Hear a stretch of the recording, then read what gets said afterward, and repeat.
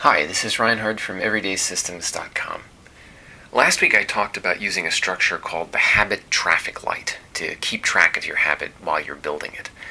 Today I'm going to talk about how long you should continue using the habit traffic light and what to do, if anything, when you stop. What I recommend on the website is to keep track for at least 21 consecutive successful days, or at least 21 non-failure days. Exempt S days are counted with successes for the purpose of racking up these 21. 21 days is about how long it takes to form a habit. I have no idea where this absurdly precise number comes from. I certainly didn't come up with it. It's floating around all over the place on the internet. But I have a feeling it's more or less accurate, and worst case scenario, it's a useful, motivating fiction. Because, of course, there isn't really a precise dividing line between a non-habitual behavior and a habit. Habit isn't a binary on-off thing. It's gradual.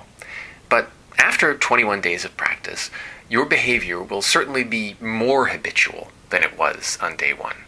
Probably a lot more.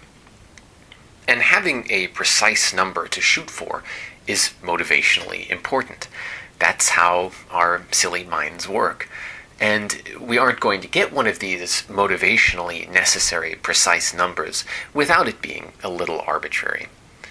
21 days has the advantage that it's long enough for some serious habituation to take place, but short enough to feel attainable. It's certainly not a bad number.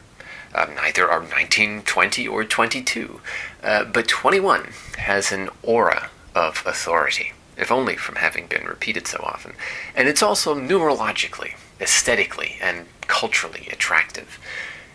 If you're some totally rational, logical Mr. Spock who is unimpressed by such considerations, I have to wonder how you developed such irrational, illogical problems like being fat and out of shape to begin with. So what do you do after 21 days? Some people on the Everyday Systems bulletin board like to continue keeping track with the full habit traffic light. The habit traffic light is pretty unobtrusive and still a little helpful at that point, so they don't mind. Some people just stop keeping track. They feel confident enough in their habit to forego the expense. And that's fine too. Maybe that's even the best scenario. Honestly, I didn't keep any kind of track until several years into my systems. I started up mostly because people posting to the bulletin boards were clamoring for some way to keep track, and I wanted to see if I could come up with a low-cost way to do it. Low cost enough that I could do it myself for several systems for a long period of time. And it worked reasonably well. Even I, with very mature habits, got some motivational benefit from it, and it wasn't too much of a pain. But I discovered, pretty recently, actually, that there's an even better way of habit tracking than the habit traffic light once you've gotten past the initial hump and established your habit. I call it negative tracking. It's like a simpler version of the habit traffic light. You only report the failures. So red light or no light.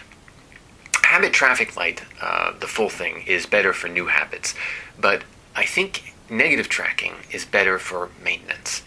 Here's the rationale. When you first start out trying to turn a new behavior into a habit, every successful day is information and worth noting. The behavior is novel, and by default, you wouldn't have been doing it. If you succeed, it's news. If you fail, it's news. If you take an exempt day, it's news. Anything except completely ignoring your new behavior is news, and those are the options. But tracking takes effort, even if it's only a minimal days on habit, and after a while, once you've succeeded in establishing your habit, it's no longer very informative. The default has changed. The default is now not nothing, not undefined null, but success. Keeping explicit track of this default takes effort and doesn't tell you much. Success is implicit. Failures now become the only interesting, unusual, newsworthy thing. You can now switch to recording just these, saving effort and clutter without losing information. It's not just a good value over positive tracking. You don't just get the same thing for less, you get more. Because tracking is a pain, good behavior is rewarded by not having to keep track. Bad behavior is punished by having to do so. So negative tracking gives you an additional incentive to behave.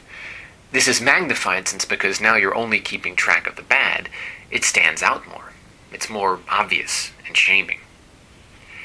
Negative tracking sounds like a downer, but it's really very optimistic because it assumes the default is success. No news is good news. As I mentioned before, positive tracking, or the full habit traffic light, is best when your habit is young. But for most of our lives, hopefully, we'll be maintaining established habits rather than struggling with new ones. And for that, I think negative tracking can be an even better way to go.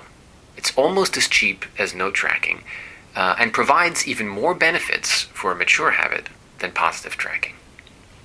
That's it for today. Even if you don't think these particular frameworks for habit tracking will work for you, I hope I've been able to get you thinking in new ways about the issues involved. Bye for now.